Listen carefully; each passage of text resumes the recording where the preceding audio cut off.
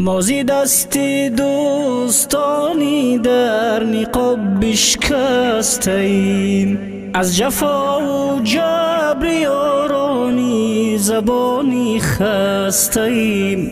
مازی دستی دوستانی در نقاب بشکستیم، از جفا و جبر یارانی زبانی خستیم.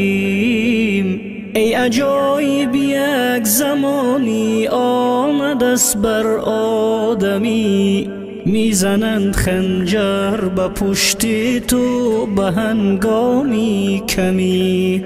ای عجایب یک زمانی آمد است بر آدمی، میزند خنجر به پشت تو به هنگامی کمی. از سر اخلاص نمی بینی کسی یارت شود، یاری تنهایی و همراهی تو غم خارت شود. از سر اخلاص نمی بینی کسی یارت شود، یاری تنهایی و همراهی تو غم خارت شود.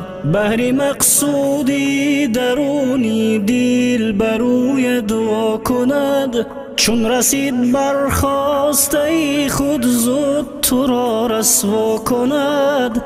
بهر مقصودی درونی دل برویت وا کند، چون رسید برخواسته خود زود تو را رسوا کند. جان شیرینم به یارانی زبانی دل مده، پای خود بر حولی دوستان شیطانی منه.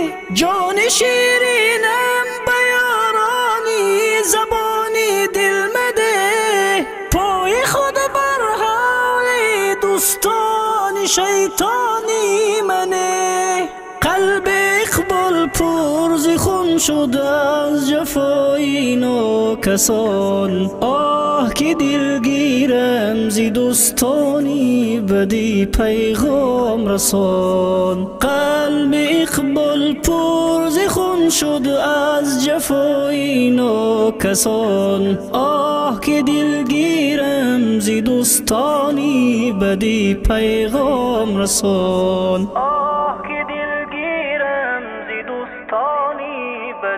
پیغام رسان. مازی دستی دوستانی در نقاب بشکستیم، از جفا و جبر یارانی زبانی خستیم.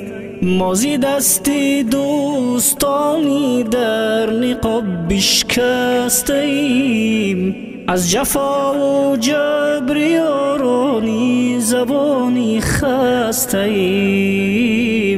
ای عجایب یک زمانی آمد است بر آدمی، میزنند خنجر به پشت تو به هنگامی کمی.